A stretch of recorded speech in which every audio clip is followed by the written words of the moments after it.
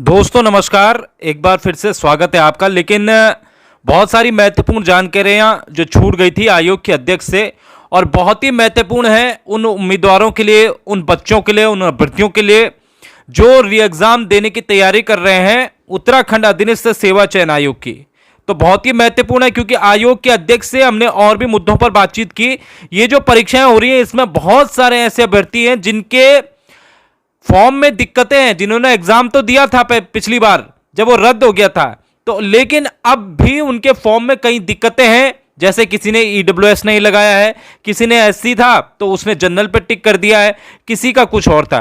तो इन सारे मुद्दों पर जब हम अभी हाल फिलहाल में यूके ट्रिपल एससी गए थे, अध्यक्ष से मिलने गए थे, तो उन्होंने तमाम मुद्दों पर हमने उनके सामने ये बातचीत की, और अब मैं आपके सामने वो चीजें रखने जा रहा हूं दोस्तों।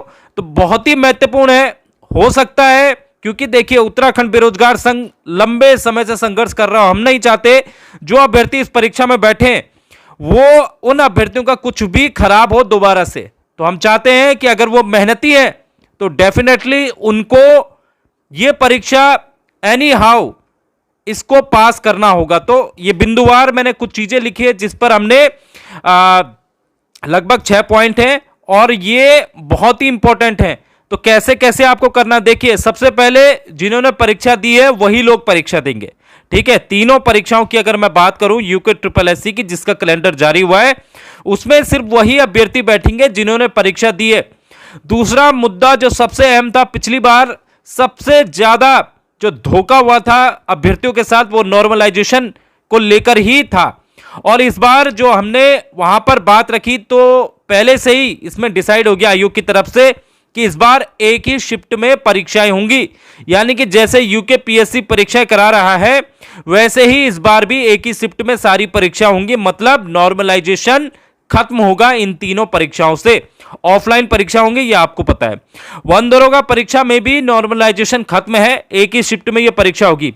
आप यकीन नहीं करेंगे, आपको पता ही भी होगा कि पिछली बार जो है 332 क्वेश्चन डिलीट कर दिए गए थे, और नॉर्मलाइजेशन से जिस बच्चे के 60 नंबर थे वो कोई उसमें 72 नंबर पा गया, 72 नंबर वाला 58 नंबर पे आ गया। तो ऐसी काफी दिक्कतें हुई थी, इसलिए इस बार ये नॉर्मलाइजेशन भी तीनों परीक्षाओं से समाप्त कर दिया गया है। फॉर्म में पहले हुई गलती को कैसे सुधारें, तो दोस्तों ये सबसे महत्वपूर्ण सवाल था, क्योंकि इसमें कई लोग परेशान थे, फोन कर रहे थे लगातार उत्तराखंड बेरोजगार संघ की टीम को, खुद मुझे। इसमें देखिए किसी भी हाल में अभी से एक एप्लीकेशन आप लिख दो, उस एप्लीकेशन की रिसीविंग ले लो।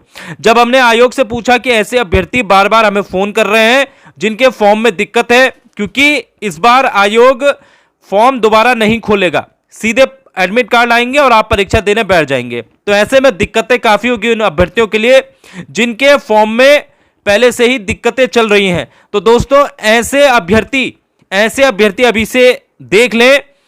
आयोग भले ही जब आपका सिलेक्शन हो जाएगा और डीबी से यानी डॉक्यूमेंट वेरिफिकेशन से एक हफ्ते पहले आयोग गलतियां सुधारने के लिए आपको मौका देगा, लेकिन उससे पहले आपको एक और चीज करनी है कि किसी भी हाल में आपको आयोग जाना है, एक एप्लीकेशन लिखनी है, जो भी आपकी दिक्कत है आपका एडमिट कार्ड होगा उसमें उसकी फोटो कॉपी होगी, और जो भी दिक्कत है उसको आपको उस एप्लीकेशन में लिखना है, और उस एप्लीकेशन की आपको रिसीविंग ले लेनी है।